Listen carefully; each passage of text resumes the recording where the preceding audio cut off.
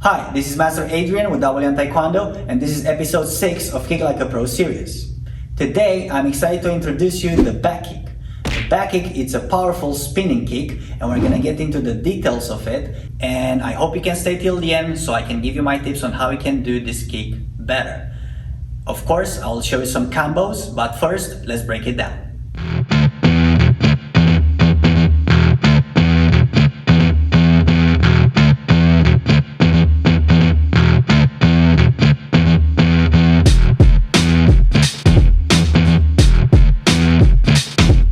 Back kick is a kick that is done mostly on counterattacks, but of course it can be done on attacking techniques as well or part of attacking combos. Back kick involves spinning, which if executed correctly is going to give you a lot of momentum and a lot of power. Let's check it out. Alright, so let's break down the back kick. The back kick is a kick that you land with the bottom of your foot. So we're going to take a guarding stance and I'm going to execute a simple back kick step by step. So I'm just going to start turning. I look over my shoulder, I chamber, and I release the full back kick. To be honest with you, this is not a kick that is very hard to learn or to execute, but it has these little details that you have to look out for. One of them is the leading part as you turn, and the other one would be the chambering. And you have to check this out in our Kick Like a Pro series if you haven't done it yet. It's very important to master that part before we get into any other kicks. So from guarding stance, this would be a good practice for you. Look over your shoulder, lean, chamber, release. So the practice that you should follow in order to learn this kick is pretty simple. We have about 3 steps, 3 different stages, of the practice, okay? First stage would be for you to take any type of support you have and you're gonna use it for balance. You look over your shoulder, chamber, release, and while you release, as you can see, let your upper body lead, alright? And you could do these 10 times each side, get the feel of it. Make sure the knee, the one that you chamber, is towards the ground mostly, and from there, as I said, keep releasing 10 each side.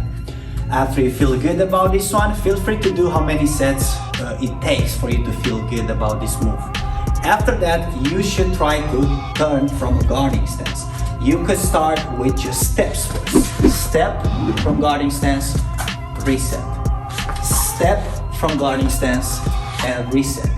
And that one you could do 5 each side. Make sure you're not getting dizzy. Make sure you're in a guarding stance. And after you got this part, stage number 3 of your practice will be trying to release the full kick. So you're being guarding stance, you look over the shoulder, and this whole motion, turning motion, would have to happen in the same time. So, 1, you release the back kick, you're gonna reset, release your back kick, and reset.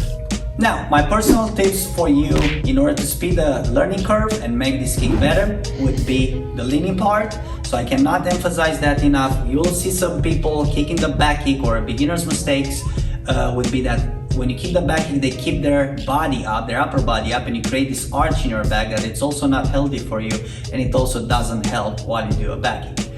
You want to lean and have your upper body behind the kick. My second tip would be chambering the knee towards the ground. So another beginner's mistake is turning with the back kick and having the knee all the way sideways.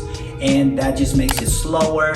That might be good to do in some certain situations, but when you try to learn it the right way, that would just take your back kick in a way to circular motion and you might even miss your target. So make sure you are leaning behind the kick and make sure you chamber, the knee that's chambering, it's towards the ground, or at least 45 degrees towards the ground. That would allow you to have a fast kick that would allow you to land on the target in the fastest way possible, since the fastest way between 2 points is a straight line. So you want your back kick to be as straight as possible and land in the target as fast as possible. Now it's time to have some fun, and I'll show you the combos I got for you today. Feel free to do this as soon as you feel ready. I would say first learn the back kick and make sure you know all the kicks that I'm gonna throw in these combos, and of course you can have fun with them. I'll throw some combos on the bag in case you have a kicking target at home. You can do it, or you can do it at your dojang. And I'll also show you some kicking combos that are just done midair.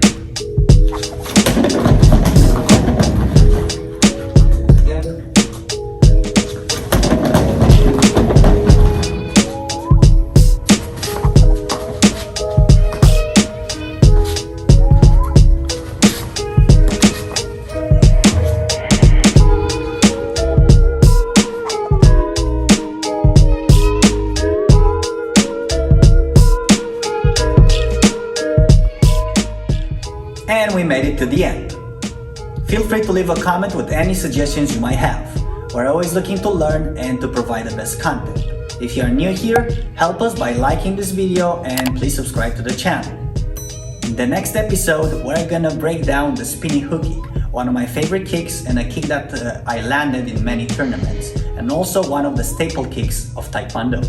See you in the next episode. W1 out.